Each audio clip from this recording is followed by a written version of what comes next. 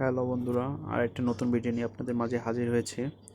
আজকে দেখব কিভাবে আপনার প্রোফাইলের স্ট্যাক মুক্ত করতে পারবেন খুব সহজেই। জাস্ট একটা ভিডিওর মাধ্যমে আপনার প্রোফাইলের যে স্ট্যাক আছে সেটা দূর করতে পারবেন। সো দেরি নাই, দেখতে হবে। প্রথমে আপনার অফিসিয়াল পেজে চলে যাবেন ফেসবুকের। তারপর হচ্ছে এখানে এই যে প্রোফাইল আইকন, সেখানে চলে যাবেন। প্রোফাইল আইকনে চলে যাওয়ার পরে এই যে নিচে দেখেন থ্রি ডট এখানে ক্লিক করবেন। এখানে ক্লিক করার পরে স্ট্যাটাস, প্রোফাইল স্ট্যাটাস এখানে ক্লিক করবেন। ক্লিক করার পরে এখানে যেটা আসবে দেখেন, এটা স্ক্রিনশট নিয়ে নেবেন একটা। আমি স্ক্রিনশট নিয়ে নিলাম। এরপর হচ্ছে এখান থেকে ব্যাক করবেন।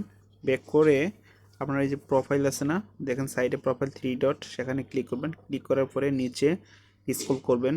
স্ক্রল করে নিচে এসে দেখেন এখানে লেখা আছে help and support. Help and support এখানে ক্লিক করবেন। এখানে ক্লিক করার পরে দেখেন কি আছে এখানে, রিপোর্ট এ প্রবলেম, এখানে ক্লিক করবেন। এখানে ক্লিক করার পরে স্ক্রল করে নিচে আসবেন। নিচে আসার পরে দেখেন এখানে continue to report A problem, এখানে ক্লিক করবেন।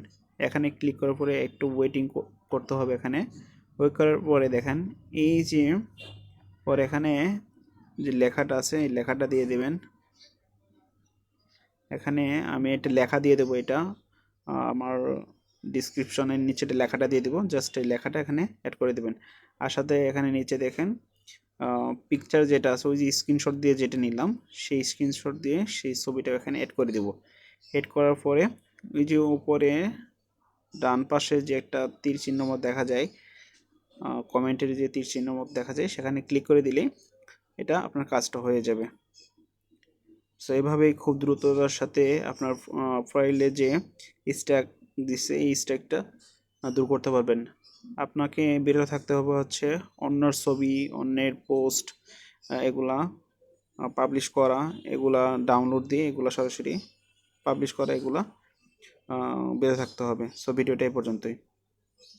সবাইকে আসসালামু আলাইকুম।